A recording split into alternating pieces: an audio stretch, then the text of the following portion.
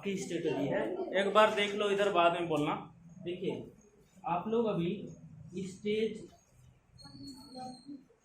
0 में, आपका कोई स्टेज नहीं है, समझ रहे, आपका कोई स्टेज नहीं। तो आपको क्या करना है कि जो दूसरा आदमी अभी पढ़ रहा है, जो दूसरा कर रहा है कि हाँ कथन कारक वाला पढ़ रहा है, उस पर ध्यान आपको अभी नहीं देना है।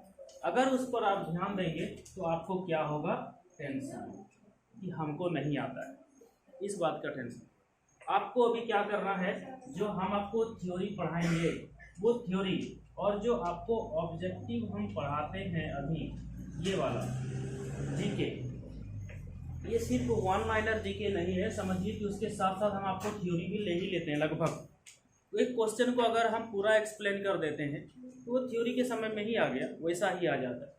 तो आपको टेंशन नहीं लेना है कि हम नहीं जानते हैं। किसी को भी अगर अभी 100 में से 25 नंबर भी आता है, 100 में 25 नंबर भी आता है, तो अभी आपको नहीं घबराना है। ये 0 स्टेज में है, आपको अभी कुछ नहीं आता है, आपको कुछ नहीं आता है, इसलिए टेंशन नहीं लेना है दूसरे का देख करके। और हम लोग दूसरे का ही देख करके अपने में ज़्यादा टेंशन हो जाता है। सामने वाला व्यक्ति अभी क्या कर रहा है और हम क्या कर रहे हैं, उसको आप कभी तुलना मत करिए कि वो ज़्यादा कर रहा है हम कर रहे हैं, क्योंकि हर व्यक्ति की कैपेसिटी अलग अलग है। हर व्यक्ति 6 घंटा नहीं पढ़ सकता, हर व्यक्ति रात के 2 बजे तक जग करके नहीं पढ़ सकता, समझ गए। आइए, किसी को सुबह पढ़ने का आदत है, कोई सुबह नहीं पढ़ सकता, ठीक है। तो आप अगर क्विज देंगे ना तो ज़्यादातर क्वेश्चन आपको इससे पूछेंगे, और एक्सप्लेनेशन स्टाइल इसलिए बताते हैं कि उससे मिलता जुलता जो भी चीज़ है आप उसको एब्जॉर्व कर लीजिए, उसके बाद क्वेश्चन लगभग बराबर नहीं छूटेगा। इसलिए लुसेंट की किताब से पहले बताते हैं कि आपका फर्स्ट लेयर कंप्लीट हो जाए। आप अगर उसके बारे में हल्का जानते हैं ना तो आप उसके बारे में गहराई से जानने का प्रयास करिएगा। अगर हम पढ़ाने जाएं आपको आईपीसी, सीआरपीसी और एम लक्ष्मीकांत की जो कॉन्स्टिट्यूशन की किताब है वो इतनी मोटी है, आपको पहली से ही अगर इतनी मोटी किताब पढ़ाना स्टार्ट कर देंगे तो आप घबरा जाएंगे ना, आपको लगेगा तो फिर इतना मोटा किताब कब खत्म होगा। लेकिन इतनी मोटी किताब में उसी बात को एक्सप्लेन करके दिया हुआ है, पूरा विस्तार पूर्वक दिया हुआ है। तो जब हम सबसे पहले उस फर्स्ट लेयर को समझ लेंगे ना, और जिस तरह से क्वेश्चन कराते जा रहे हैं ना, उसके बाद फिर अगर हम कुछ आपको समझाएंगे तो आपके मन में लगेगा ना ये तो चीज़ हम पढ़े थे, ऐसा लगेगा पढ़े थे। और क्विज में आपको जो भी टेस्ट देना है, जितना भी लोग हैं, जितना भी आदमी अभी यहाँ पर है, आपको टेस्ट देना है ओनली सिंपल वाला टेस्ट। आपको यूपीएससी बीपीएससी में भी नहीं घुसना है, आपको उतनी तैयारी अभी आपकी नहीं है जो आप घुस पाइएगा। जिस दिन आपको हम क्वेश्चन करा रहे थे यूपी बीपीएससी का, आपको ऐसा लग रहा था कि इसको जल्दी बना पाएंगे कि आसानी से बना पाएंगे। पहले क्वेश्चन किस तरह का था, उसमें पूरा वन लाइनर क्वेश्चन था, हल्का फुल्का क्वेश्चन था, उसमें थोड़ा थोड़ा कथन कारक वाला क्वेश्चन दे देता है। सबसे पहले वही क्वेश्चन को सॉल्व करिए जो हमको एक क्वेश्चन दिया और 5 तो क्या दे दिया, ऑप्शन। उस 5 ऑप्शन में से हमको खोज लेगा। पहले ऑप्शन वाला बनाइए, कथन कारक वाला छोड़ दीजिए। अपने से आप लोग बना नहीं पाइएगा, OMR रहेगा भी घर में, फिर भी आप नहीं बनाइएगा। लेकिन जो क्वेश्चन धीरे धीरे देते आ रहे हैं उसको धीरे धीरे पढ़ते जाइए, सिर्फ बार बार रिपीट करिए। वो कहिएगा कि महात्मा गांधी का जन्म 2 अक्टूबर को हुआ था, महात्मा गांधी का जन्म 2 अक्टूबर को हुआ था, जो 2-4 बार रखिएगा ना तो अब आप बच्चा नहीं, आपको मनने लगेगा रटने। आपको क्या है ना, बार बार उसको, जैसे आज हम पढ़ लिए, जैसे कोई सेट बनाते हैं, एक सेट हम बनाए और एक सेट में कितना 100 क्वेश्चन, नॉर्मली 100 क्वेश्चन रहता है। इस 100 क्वेश्चन को ना पहले एक बार पढ़ लो। पहले क्या करिए, पढ़ लीजिए पूरा क्वेश्चन को पढ़ लीजिए, डिस्क्रिप्शन सहित पढ़ लीजिए, पीछे अगर कोई डिस्क्रिप्शन दिया है तो पहले पढ़ लीजिए। और किताब में आप आंसर मत लगाइए, जो 1 का A, 2 का B, 3 का 3 लगाते हैं ना ऊपर पे, वहाँ आपको नहीं लगाना है, वहाँ मत लगाइए। फिर एक तो OMR लीजिए, OMR शीट जिसमें कलर करते हैं, और उसको इसके पढ़ने के बाद उसको बिना देखे बनाइए। देखना नहीं है, उसको बिना देखे बनाइए। जब आप बिना देखे बनाइएगा ना तो एक बार पढ़ करके फिर भी आप 30 तो गलत कर दीजिएगा, 70 तो सही होगा, क्योंकि फिर आप भूल जाइएगा। अगले दिन जैसे ही हम दूसरा सेट बनाएंगे तो दूसरा सेट को बनाने के पहले हम पहले वाले सेट को सिर्फ पढ़ जाएंगे, पहले वाले सेट को सिर्फ पढ़ जाएंगे, बाकी कुछ नहीं करना। फिर दूसरा वाला सेट पढ़ करके तब हम बनाएंगे। आपको रिपीट करना ही पड़ेगा, इससे आसान रास्ता कुछ नहीं है। याद करने का ना कोई दवाई है, ना कोई योग व्यायाम है, कुछ नहीं है, और ना तंत्र मंत्र से याद होता है। जितना दवाई होम्योपैथिक में मिलता है, एक बार हम भी खाए हैं, बचपना हमारा भी था कि याद नहीं होता है, और अभी भी हम भरदम भूलते हैं। दूसरे का बात हमको मन में याद ही नहीं रहता। रीजन क्या पता है कि मेरे अंदर ना कुछ अलग चल रहा होता है। आप बोलिएगा अभी तो आपके बात को ध्यान से हम नहीं सुन पाएंगे, क्योंकि मेरा ध्यान कहीं और रहता है। ये वाला समस्या है। जैसे अभी एक लड़का के बोला, सर आप फ़ोन नहीं उठाते हैं मेरा, तो बहुत लोग अननोन नंबर से कॉल करता है ना, तो फ़ोन हम लगभग नहीं उठाते हैं, फिर हम इग्नोर कर देते हैं। दुनिया भर का मिस्ड कॉल पड़ा रहता है मेरे मोबाइल में। अब आज से रिचार्ज खत्म हो गया है, फ़ोन ही नहीं लगेगा, अब टेंशन मुक्त है, करेंगे भी नहीं। दूसरा सिम कार्ड है किसी के पास नंबर हाँ, ऑफिस का भी खत्म हो गया है, मेरे पास दूसरा नंबर है, इनकमिंग रहेगा, चलेगा हल्का फुल्का, इग्नोर करते हैं बहुत चीज़ों को। तो होता क्या है ना कि आजकल 8-10 दिन से मेरे माथे बहुत स्ट्रेस है, किस बात का है पता नहीं, बहुत टेंशन लगता है। क्या हुआ? किस बात का टेंशन है ये भी पता नहीं है। नहीं पता है, बस ऐसे ही।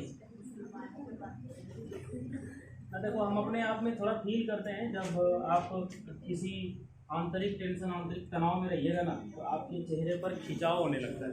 धीरे धीरे आपका चेहरा उस चेहरे के हिसाब से डिफरेंट हो जाता है। कभी कभी मुझे लगता है हम काले होने लगते हैं।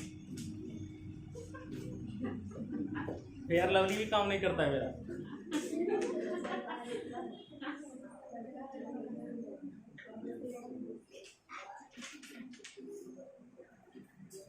आपको एक बार दर्शन बताए थे, दर्शन याद है? दर्शन, उससे पहला क्वेश्चन है, लिखिए। विशिष्टाद्वैत दर्शन के संस्थापक कौन थे? पेन नहीं है क्या? नहीं। विशिष्टाद्वैत लिखिए।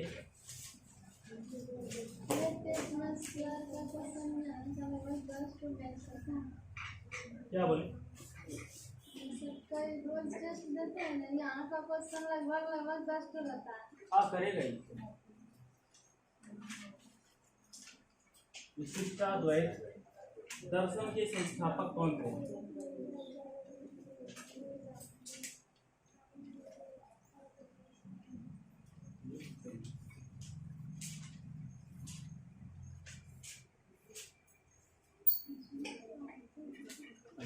विशिष्टाद्वैत दर्शन के संस्थापक कौन थे? इसके संस्थापक हैं रामानुजाचार्य। क्या है? रामानुजाचार्य। विशिष्टाद्वैत दर्शन, दर्शन का नाम है विशिष्टाद्वैत दर्शन। देखिए अगर आप लोग इच्छुक रहिएगा ना, ऐसा नहीं कि आज वहाँ भर दीजिएगा दूसरे दिन बोलिएगा नहीं आएंगे। इच्छुक बच्चे जो भी हैं वो चाहे तो शनिवार को आप अपना क्विज अपने से कर सकते हैं, क्वेश्चन बना करके। जैसे आज इन्होंने क्वेश्चन बनाया, आज इसने बनाया, कल इसने बनाया, इस तरह करके। अब मान लो कि तुम बोलती है कोई अबे नहीं करेगा, तो क्या करें? लाज हटाना। अच्छा तो कल पता चल जाएगा,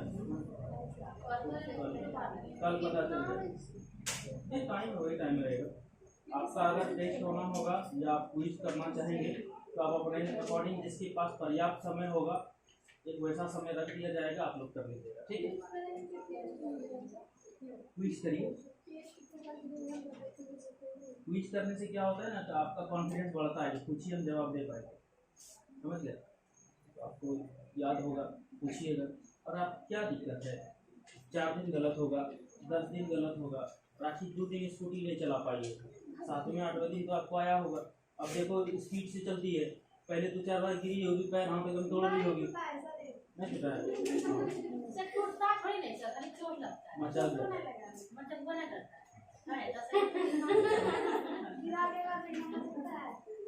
गिरा के एक बार देखना, तुम्हारा पैर जुटेगा? नहीं जुटेगा तुम्हारा। अभी तुम छोटी है, जब बहुत ज़्यादा, अभी लंबा थोड़ा हो जाओ तब होगा। विशिष्टाद्वैत दर्शन के संस्थापक कौन है? रामानुजाचार्य। और सारे दर्शन का लिख लीजिए, हमने बताए यहाँ पे लिख लीजिए, हम बता रहे हैं। प्रमुख दर्शन, सारा दर्शन लिख लीजिए, प्रमुख दर्शन लिख लीजिए।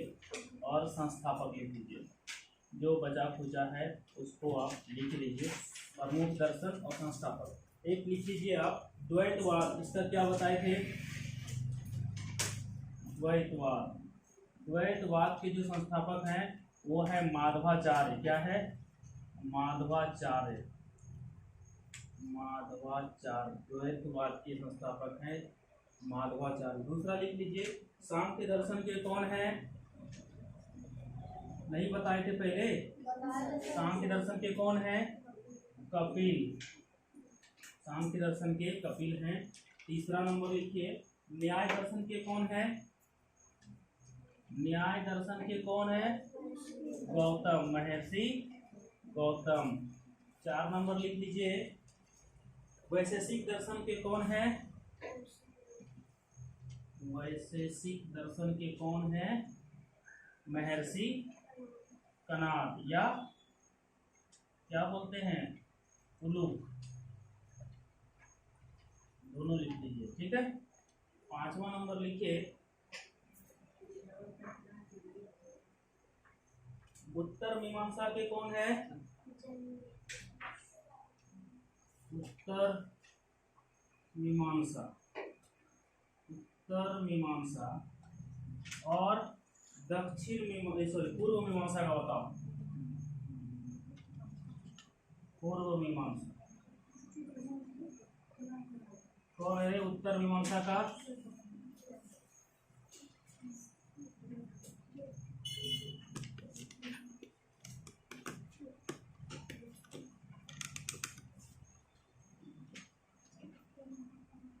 उत्तर मीमांसा का है वादरायण। कौन है? वादरायण। उत्तर मीमांसा का है वादरायण और पूर्व मीमांसा का कौन है? जैमिनी। ये सारा लिख लीजिए। एकदम से दर्शन खत्म हो गया। फिर से दोबारा आपको रिपीट करते हैं। विशिष्टाद्वैत दर्शन के संस्थापक रामानुजाचार्य हैं। द्वैतवाद के संस्थापक माधवाचार्य हैं। सांख्य दर्शन के संस्थापक कपिल हैं। न्याय दर्शन के गौतम हैं। वैशेषिक दर्शन के महर्षि कणाद या उलूक साहब हैं। उत्तर मीमांसा वादरायण साहब हैं और पूर्व मीमांसा जैमिनी साहब हैं। एकदम से इसको कंठस्थ याद करिएगा, एक क्वेश्चन इससे आना ही आना है।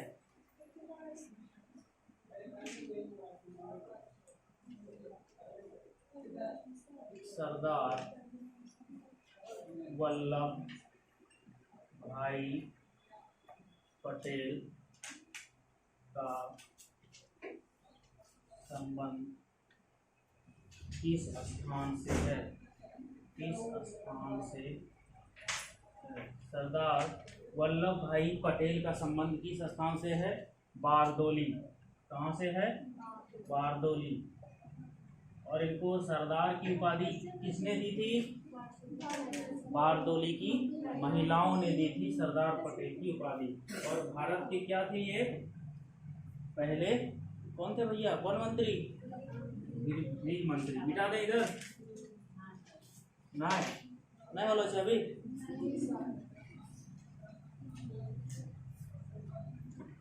सरदार वल्लभ भाई पटेल भारत के पहले कौन है? गृह मंत्री रह चुके हैं। भारत के पहले गृह मंत्री रह चुके हैं और इनको सरदार की उपाधि किसने दी? बारदोली की महिलाओं ने दी। और बारदोली नामक स्थान कहाँ है? बारदोली की महिलाओं ने यह उपाधि प्रदान की या यह उपाधि दी। और बारदोली नामक जगह कहाँ है? गुजरात। बारदोली कहाँ है? गुजरात में है। आज नीचे मिटा रहे हैं, देखो एक बार। यहाँ की जो सत्याग्रह हुआ था बारदोली का, वो सत्याग्रह कब हुआ था? अक्टूबर 1928 में हुआ था। क्यों हुआ था बारदोली सत्याग्रह, पता है तुमको? बारदोली सत्याग्रह क्यों हुआ था? ये हुआ था किसानों का जो लगान वृद्धि हुआ था। इसलिए किसानों के लगान वृद्धि के विरोध में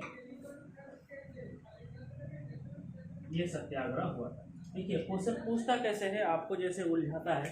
लिखेगा सरदार, जैसे क्वेश्चन कथन वाला आता है ना, कथन वाला, उसमें लिखता है सरदार वल्लभ भाई पटेल का संबंध बारदोली से है, 1 नंबर तो सही है। दूसरा लिखेगा कि सरदार वल्लभ भाई पटेल भारत के पहले प्रधानमंत्री थे, ये तो गलती कर दिया।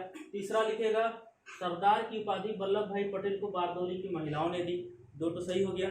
चौथा फिर देगा कि बारदोली की महिलाओं ने ये जो उपाधि दी, तो सॉरी बारदोली सत्याग्रह जो हुआ था वो किस लिए हुआ था, किसानों के लगान वृद्धि के विरोध में। ऐसे लिख देगा कि किसानों के लगान वृद्धि के विरोध में बारदोली सत्याग्रह हुआ था। अब आपको पता करना है सही कौन है गलत कौन। हाँ, अक्टूबर 1928। हाँ, अच्छा से लिख देते हैं।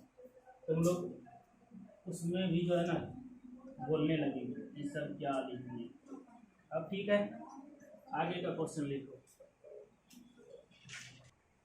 दक्षिण अफ्रीका, दक्षिण अफ्रीका की प्रशासनिक राजधानी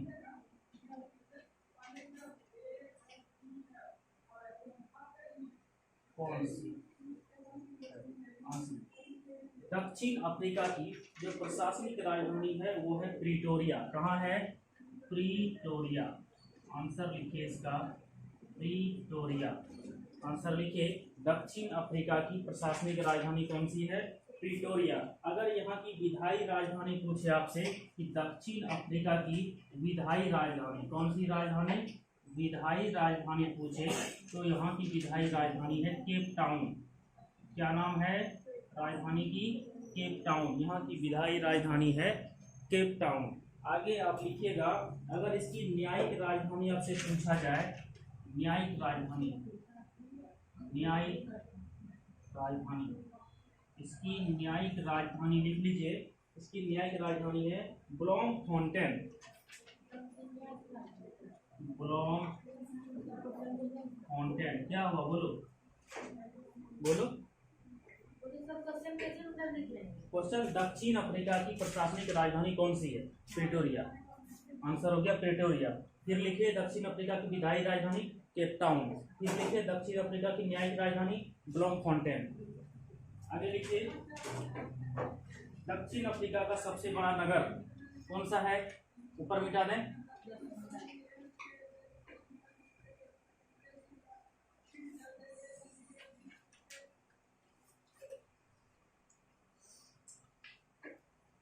दक्षिण अफ्रीका का सबसे बड़ा जो नगर है, लिख लीजिए, सबसे बड़ा नगर, यहाँ का सबसे बड़ा नगर है जोहान्सबर्ग। जोहान्सबर्ग।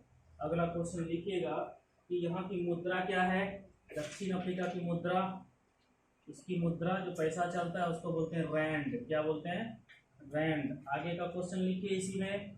अगला, यहाँ का राष्ट्रवाक्य क्या है? दक्षिण अफ्रीका का राष्ट्रवाक्य लिखिए। हमारे यहाँ का राष्ट्रवाक्य क्या है? सत्यमेव जयते। यहाँ का राष्ट्रवाक्य है एकता विविधता में। क्या है? एकता विविधता में। एकता विविधता में यहाँ का राष्ट्रवाक्य है। और अगर आपसे पूछे कि यहाँ की जो जनसंख्या है ये 79.3%, 79.3% जो जनसंख्या है वो अश्वेत है। अश्वेत का मतलब, अश्वेत का मतलब क्या? अश्वेत का मतलब काला है। अश्वेत का मतलब, श्वेत मतलब गोरा आदमी, और अश्वेत मीन्स काला आदमी। अश्वेत है। कितना परसेंट जनसंख्या? 79.3% जनसंख्या यहाँ पर अश्वेत है। कहाँ पर? दक्षिण अफ्रीका। ये सारा क्वेश्चन दक्षिण अफ्रीका से रिलेटेड है। ध्यान दीजिएगा कि दक्षिण अफ्रीका की प्रशासनिक राजधानी वो प्रिटोरिया है। तो अगर विधायी राजधानी पूछे दक्षिण अफ्रीका की तो केप टाउन है। अगर न्यायिक राजधानी पूछे आपसे तो ब्लॉमफोंटेन है। अगर आपसे पूछे कि सबसे बड़ा नगर दक्षिण अफ्रीका का तो वो जोहान्सबर्ग है। अगर यहाँ की मुद्रा पूछे तो रैंड यहाँ की मुद्रा है। राष्ट्रवाक्य पूछे तो एकता विविधता में यहाँ का राष्ट्रवाक्य है। और जनसंख्या पूछे कितने प्रतिशत जनसंख्या यहाँ अश्वेत है तो 79.3% जनसंख्या यहाँ पर अश्वेत जनसंख्या है।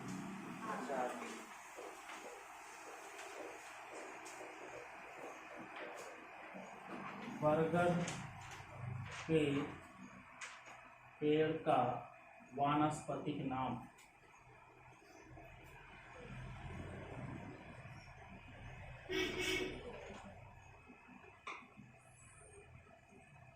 नाम क्या है? बरगद के पेड़ का वानस्पतिक नाम क्या है? लिखिए फाइकस बेंगलेंसिस। फाइकस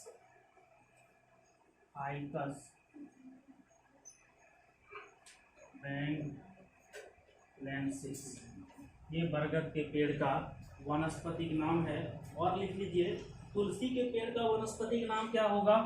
तुलसी के पेड़ का वानस्पतिक नाम लिखिए। और एक है जैसे नीम का पेड़ का लिख लीजिए, तुलसी का लिखिए ओसीमम टेन्यूफ्लोरम। लिखिए ओसीमम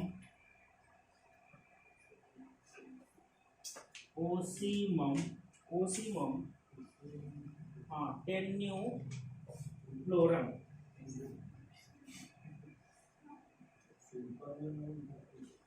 क्या बोले? नहीं, ये सब ना इस तरह का नाम ऐसा ही उल्टा पुल्टा होता है। वनस्पतिक नाम है, इसको हमेशा आदमी यूज नहीं करता है। विज्ञान की भाषा में है, बायोलॉजी की भाषा में कभी कभार करना है, ठीक है।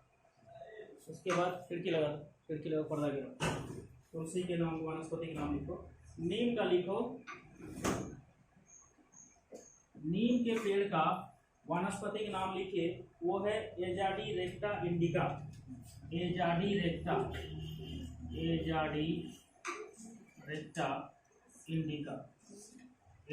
रेक्टा इंडिका नीम के पेड़ का वानस्पतिक नाम है। आगे लिखिए पीपल के पेड़ का जो आपको लिखना है, पीपल के पेड़ का वानस्पतिक नाम लिखिए, वो है फाइकस रिलीजियोसा। फाइकस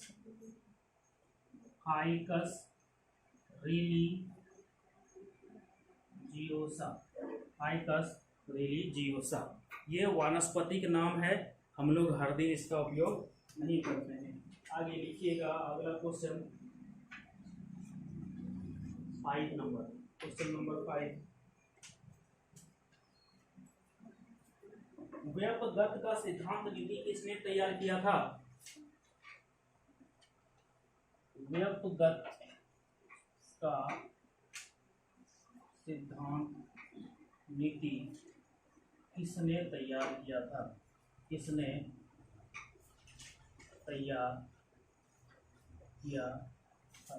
ये व्यपगत का सिद्धांत क्या है? व्यपगत का सिद्धांत क्या है ब्यूटी? नहीं पता? हड़प नीति समझते हैं? हड़प नीति, ये इसी को बोलते हैं हड़प नीति। इसको बोलते हैं हड़प नीति। लिखना चाहते हैं क्वेश्चन में ही आप लिख सकते हैं। इसको हड़प नीति बोलते हैं। इसको अंग्रेजी में बोलते हैं doctrine of lamps. Doctrine of lamps. हड़प नीति का सिद्धांत किसने दिया? लॉर्ड डलहौजी ने। किसने दिया? लॉर्ड डलहौजी। डॉल लिखने भूल गए क्या? डलहौजी किसने दिया? लॉर्ड डलहौजी। व्यपगत का सिद्धांत यही है, लॉर्ड डलहौजी ने दिया। और 1848 में ये वाला जो सिद्धांत है आया था। कब आया था? 1848 में लॉर्ड डलहौजी साहब ने ये लाया था। और सबसे पहले इस नीति के तहत जो आपस में जो हड़प किया गया था, वो सर्वप्रथम इसको सतारा को, सर्वप्रथम इसका जो भुक्तभोगी हुआ कौन सा जगह हुआ? सातारा। सातारा कहाँ है? महाराष्ट्र। कहाँ है? महाराष्ट्र। व्यपगत का सिद्धांत, हड़प नीति, डॉक्ट्रिन ऑफ लैम्प्स, ये तीनों एक ही चीज को बोलते हैं व्यपगत का सिद्धांत। नीति ये थी कि हम भैया जहाँ का शासक कमजोर रहेगा वहाँ की जगह को क्या कर लेंगे? हड़प लेंगे और अपने में क्या कर लेंगे?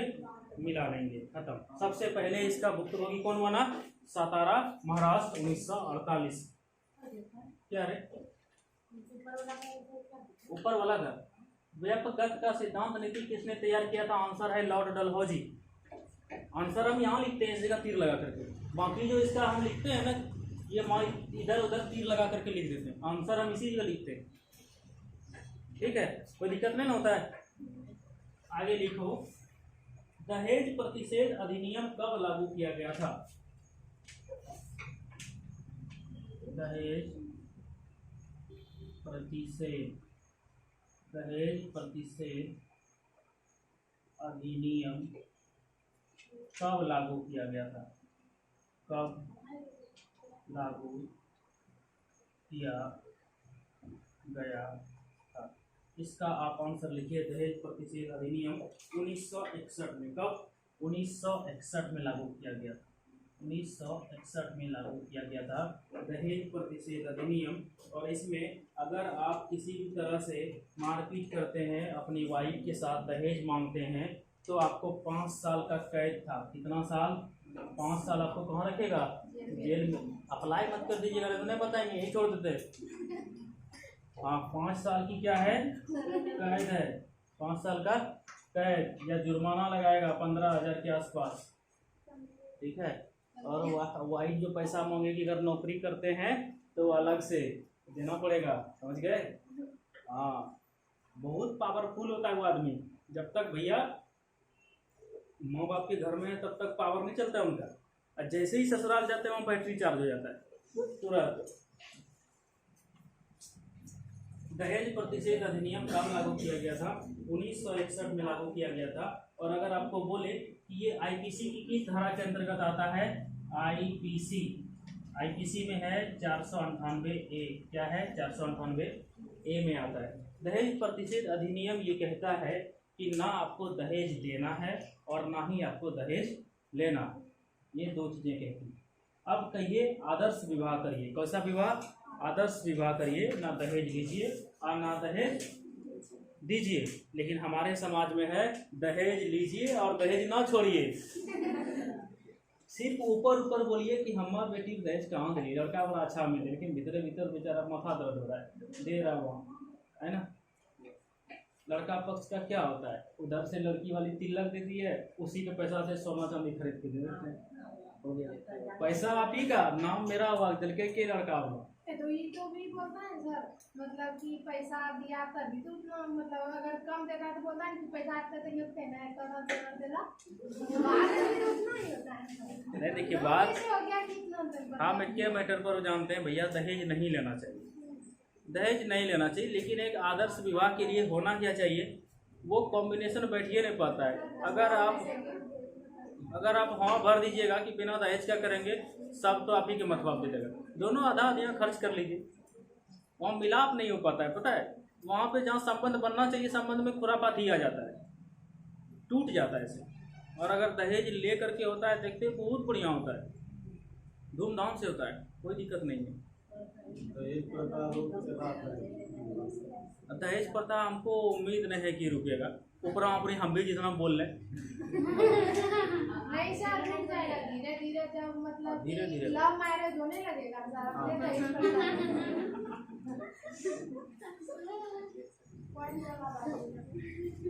अच्छा बात है। एजुकेशन अपने धीरे धीरे बढ़ेगा, डेवलप होगा, तो एजुकेशन डेवलप होगा धीरे धीरे ना। तो ऐसे भी लड़की देखिएगा, बेरोजगार व्यक्ति को जल्दी नहीं खोजती है, समझे। वो जैसे कोई पुलिस को देख लिया, बिहार पुलिस है, झारखंड पुलिस है, आईपीएस देख लिया, तो और उसके पीछे वो भूत की तरफ पड़ जाता है। तो लड़की जल्दी बेरोजगार व्यक्ति को नहीं खोजती है, इतना बात आप लोग ध्यान रखिएगा। और अगर आपसे कोई बात करने के लिए खाँव खाँव कर रहा है पीछे से, समझिएगा उससे आपको कोई लोभ है। हाँ, लड़की बेरोजगार व्यक्ति को कभी नहीं। मेरे सपनों में आया एक राजकुमार ही आता है, आप देखें कभी भिखमंगा आता है, कभी नहीं आता है, ठीक है। हम लोग वैसा कोई ख्वाहिश नहीं, हम लोग राजकुमारी कभी कहाँ देखते हैं, जो मिला ये पकवान करवाए देते वहाँ से। सब लड़की जब राजकुमारी ढूंढता है सर, तब भिखमंगा को से आती।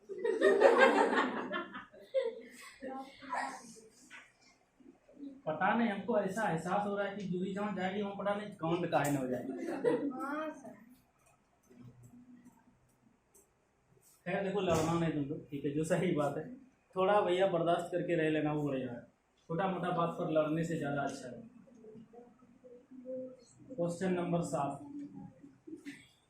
देखिए, दूसरे की माँ है, वो 4 बात बोलेगी, अपना समझ करके स्वीकार कर लीजिए, चाहे हमारी माँ हो चाहे वो आपकी माँ हो, ऐसे ही घर चलेगा, दूसरे तरीके से घर नहीं चलेगा। आगे लिखिए, कोलेरू झील। अच्छा, ये बताइए, जो प्रथा है दहेज वाला, ये कब से चला आ रहा है? नहीं पता है? पता है आपको? बड़ा अच्छा लगेगा जान करके। ये उत्तर वैदिक काल से ही चला आ रहा है, उत्तर वैदिक काल। आपने नाम सुना होगा कि ब्राह्मण जो है ना, गाय दान कर दिया, बहुत सारा गाय दे दिया, राज दे दिया। उस समय ब्राह्मण को दान नहीं देता था, शादी ब्याह होता था, गाय वगैरह देता था ना। उस ब्राह्मण को भी देता था, और जिससे राजा के साथ शादी करता था तो राजा को भी देता था ना, एक राज दे देता था। जो भी होता था उसके पास वो देता था, उपहार के तौर पे दे दो। हाँ, उपहार, वही उपहार तो आज दहेज बढ़ गया। हाँ सर, उस समय तो जो और प्रथा सभी प्रथा ही चल रहा था। सती प्रथा, हाँ, सती प्रथा तो राजा राम मोहन राय आया तो खत्म हुआ धीरे धीरे।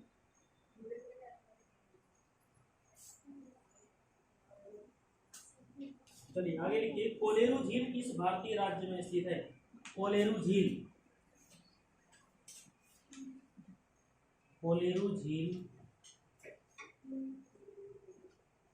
किस राज्य में स्थित है?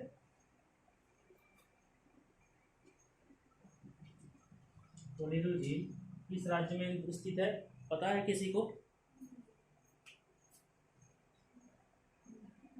कोलेरू झील आंध्र प्रदेश में, कहाँ है? आंध्र प्रदेश।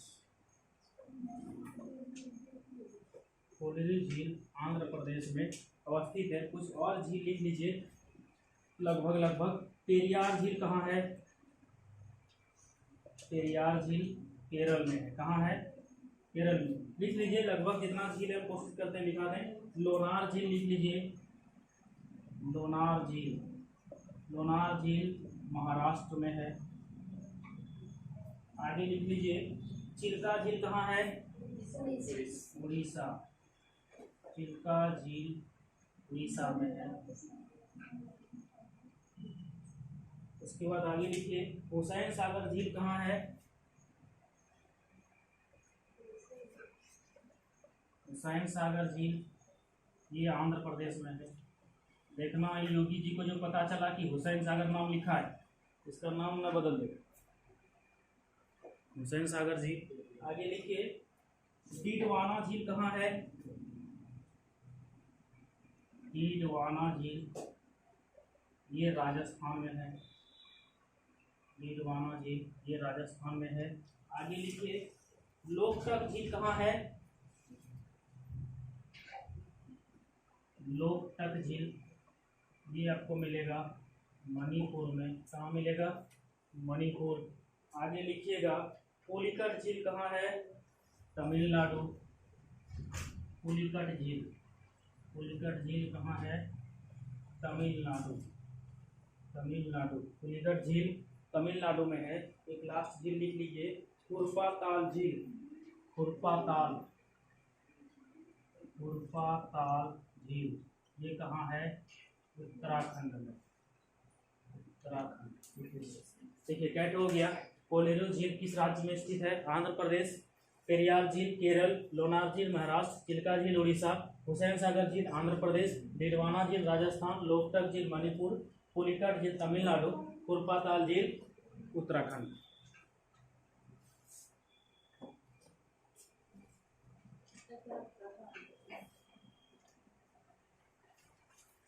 क्वेश्चन नंबर 8,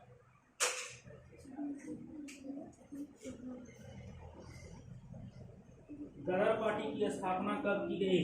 अगला क्वेश्चन लिखिए, गदर पार्टी, गदर पार्टी की स्थापना, गदर पार्टी की स्थापना कब की गई? इसका आप आंसर लिख लीजिए, 1 नवंबर 1913। कब लिखिएगा? 1 नवंबर 1913 को गदर पार्टी की स्थापना की गई। और स्थापना कहाँ की गई थी? सैन फ्रांसिस्को में। गदर पार्टी की स्थापना कहाँ हुई थी? सैन फ्रांसिस्को, सैन फ्रांसिस्को में इसकी स्थापना हुई थी। और अगर पूछा जाए आपसे कि इसके पहले अध्यक्ष कौन थे गदर पार्टी के? अध्यक्ष लिख लीजिए, सोहन सिंह भाखना। सोहन सिंह भाखना इसके क्या हैं, पहले अध्यक्ष हैं। और अगर आपसे पूछे कि प्रथम मंत्री कौन थे तो लाला हरदयाल। प्रथम अगर मंत्री पूछ दे तो लाला हरदयाल प्रथम मंत्री थे। लाला हरदयाल प्रथम मंत्री थे। और अगर आपसे पूछा जाए कि इसके कोषाध्यक्ष कौन है तो उसका नाम था काशीराम। क्या नाम था उसका? कोषाध्यक्ष। इसका कोषाध्यक्ष लिख लीजिए, ऐसे पूछता नहीं है, कोषाध्यक्ष लिख लीजिए, काशीराम था। कौन था? काशीराम। काफी है इतना सारा। अध्यक्ष प्रथम जो अध्यक्ष था वो था सोहन सिंह भाखना। और प्रथम मंत्री था लाला हरदयाल। सैन फ्रांसिस्को में गदर पार्टी की स्थापना 1 नवंबर 1913 को हुई थी। 9वां नंबर क्वेश्चन लिखिए। बाकी था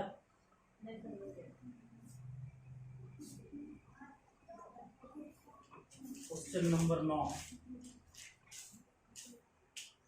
सार्क में कितने सदस्य हैं? लिख लीजिए, कल भी हो सकता है भूल जाएं आप। कल लिखाए थे क्या? नहीं सर। सार्क में कितने सदस्य हैं? आंसर लिखिए 8। कितने सदस्य हैं? 8 सदस्य हैं। इसका फुल फॉर्म क्या होता है? स्थापना सार्क की कब हुई?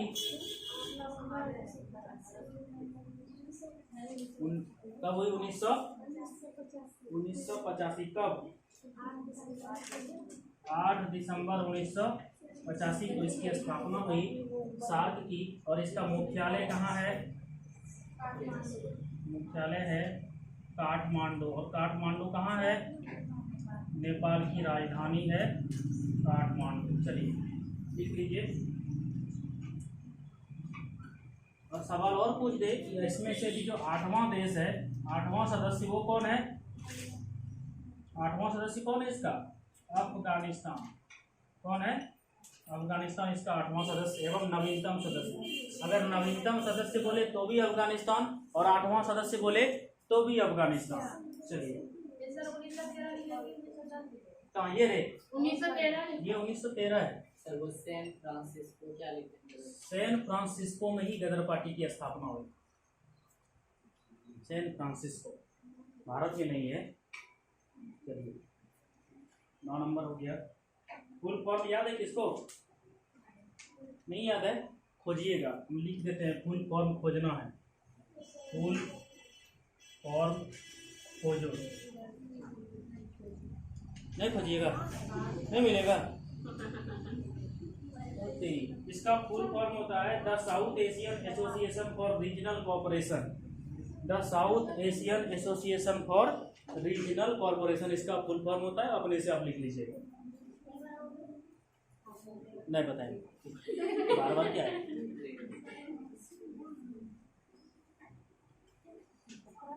क्या सर?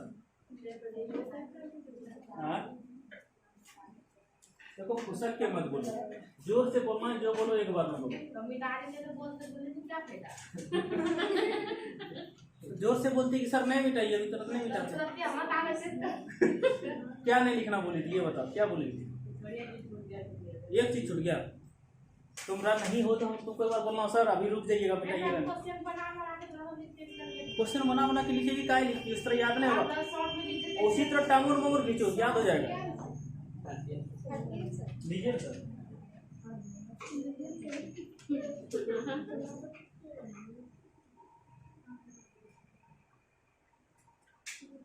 देखिए क्वेश्चन, मानव शरीर में कौन सा अंग पित्त रस का उत्पादन करता है?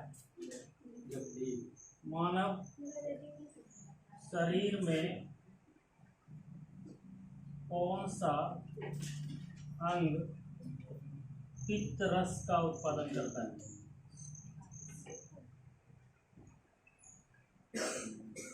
कौन करता है? यकृत करता है। और ट्रिप्सिन का उत्पादन कौन करता है? ट्रिप्सिन। हाँ अगन्यास है, सही है। पढ़ाए थे क्या? पहले क्वेश्चन कराएं इसको, यकृत वाला कराएं। चलिए, मानव शरीर में कौन सा अंग पित्त रस का उत्पादन करता है? यकृत करता है। और यूरिया का निर्माण अगर पूछे आपसे कि यूरिया का निर्माण कौन करता है, तब यकृत ही यूरिया का निर्माण करता है। किसका निर्माण करता है शरीर में? यूरिया का निर्माण भी कौन करता है? यकृत करता है। और मानव शरीर की सबसे बड़ी ग्रंथि कौन है? यकृत। सबसे बड़ी ग्रंथि अगर पूछे मानव शरीर की तो यकृत है। इसको भी आपको ध्यान में रखना है। और पित्तरस कैसा होता है जी? अम्लीय होता है कि क्षारीय होता है? पित्तरस कैसा होता है? क्षारीय होता है। कैसा होता है? क्षारीय होता है। क्षारीय होता है। ठीक है, चलिए हो गया खत्म। अगर आपसे पूछ ले कि ट्रिप्सिन, एमाइलेज और लाइपेज, नीचे मिटा दें? नहीं हुआ है ना, चलिए लिख तो लिखिए ट्रिप्सिन, एमाइलेज, यहाँ लिख रहे हैं ट्रिप्सिन, एमाइलेज, ट्रिप्सिन, एमाइलेज और लाइपेज का निर्माण कौन करता है या किससे निकलता है? तो क्या बोलिएगा? अग्न्याशय। चलिए खत्म हो गया, अब उतारिए। 10 क्वेश्चन हो गया, काफ़ी है आपके लिए 10 क्वेश्चन का पढ़ना और याद करना। आज भी कम से कम 30 क्वेश्चन हो गए होंगे, 30-40 30 क्वेश्चन हो गया।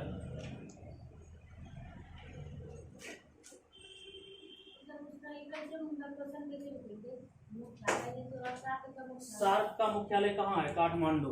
सार्क में कितने सदस्य हैं? 8 सदस्य। सार्क की स्थापना कब हुई? 8 दिसंबर 1985। सार्क का 8वां देश कौन है? अफगानिस्तान। जिसका क्वेश्चन होता है ना, हम वहीं से तीर लगा करके करते हैं ना, जिससे क्वेश्चन बनता है वहीं पर आपको एरो लगाते हैं ताकि आपको पता चले कि क्वेश्चन इससे ही है। जो बच्चा क्विज करना चाहते हैं आप लोग अपना ग्रुप बना लीजिए, मेरे तरफ से ज़्यादा सपोर्ट रहेगा। करिए जो कर सकते, जितना समय स्पेंड कर सकते हैं करिए। ऐसा नहीं करिएगा 4 दिन कर लीजिएगा, 5वां दिन से कुछ बोल रहिएगा नहीं। लाज शर्म को बेच दीजिए और आराम से पढ़िए। इससे बढ़िया रास्ता कुछ नहीं। जिसको करना है उसके लिए, जिसको नहीं करना है वो आइए और जाइए। आओ सनम जाओ सनम रखा हुआ है, टेंशन नहीं है। ये ड्यूटी करेगी तुम लोग अपना अपने से ग्रुप बना लेना। जिसको करना है अपना नाम लिख लेना, जिसको नहीं करना है क्लास ख़त्म होगा चले जाइएगा। शनिवार को नहीं पूछवाना है चले जाइएगा, कोई दिक्कत नहीं।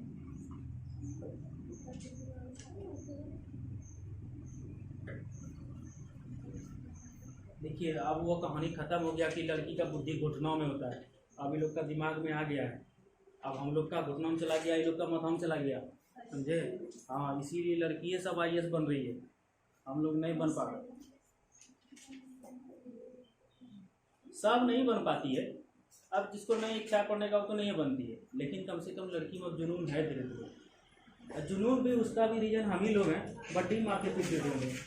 शुरुआत में जितना पुरुष होता था ना, कुछ बात तो पड़ाक लपड़ चला देता और बोल नहीं पाती थी। अब क्या है ना कि धीरे धीरे लड़कियां आत्मनिर्भर हो गई। अब टेंशन नहीं है, बात करना है करिए, नहीं करना है खत्म डायरेक्ट। अब देखिएगा जल्दी बर्दाश्त नहीं करता है। किसी की गर्लफ्रेंड या बॉयफ्रेंड किसी के साथ देखिए कोई लड़का वगैरह है तो लड़का नॉर्मल होकर के सुनता है, गरिया रही है पीछे से, तुमको बोलेगा भी नहीं, हरदम गरियाती है। अरे बाप रे, बहुत कहानी खतरनाक है। देखो मोबाइल में इतना हाईटेक स्पीकर आ गया है कि अब आवाज़ काने में नहीं रहता है, बाहरों में रहता है। ठीक है, तो जब उधर से गरियाती है तो हम भी सुनते हैं, अच्छा लगता है। वो बेचारा कुछ नहीं बोल पाता। एक तो मेरे लाज से नहीं बोल पाता होगा कि बगलों में दोस्त बैठ लंच की करते एक तरह लड़की गरिया दिल को और हदम गरियाती है। इसीलिए या तो आप लोग काबिल बनिए और नहीं तो पीछे पड़िए ही मत, ख़त्म कहानी। तब तक ही छोड़ दीजिए जब तक हो ना हो। तबे तक बबुआ सीधा रहता है जब तक आप जो है ना शुरुआती स्टेज में होता है। पढ़ लिख लीजिए, उसके बाद देखिएगा कितना आदमी बुक कर लेता है, बुक मुहार अमरोज की। अभी नहीं करना, अभी पढ़िए जितना पढ़ सकते हैं। इससे पढ़ रही है, देख रहे हैं संख्या में। आप लोग इस बात का गांव में प्रचार करिए, हो भी तो की करे। चल हम क्लास में बैठिए, कम से कम संख्या में देखे थे।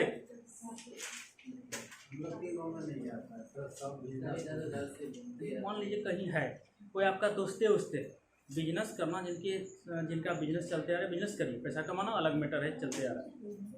पढ़ना एक अलग चीज़ है, उस साइटें अलग है। या तो पढ़ते पढ़ते आपको कुछ नहीं मिलेगा, या तो पढ़ते पढ़ते आपको इतना शोहरत मिलेगा कि फिर आपके द्वार पे आएगा फिर पापा को बोलने, अरे हाँ हम तो जानते थे कि ये बबुआ जो है ना भगवान पैदा हुआ है गाँव में, यही मेरा नाम रोशन करेगा। पीछे कितनों गरियाए वो चलता है।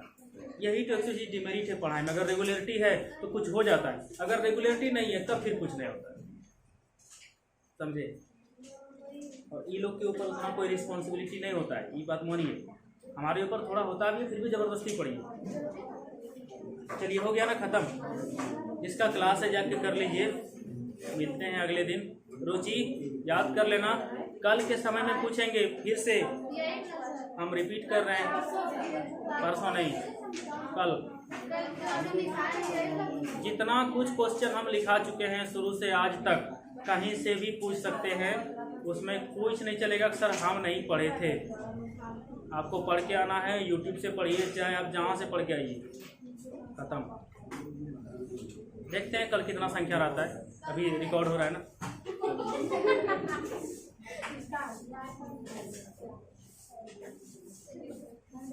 इसका क्लास है चाहिए।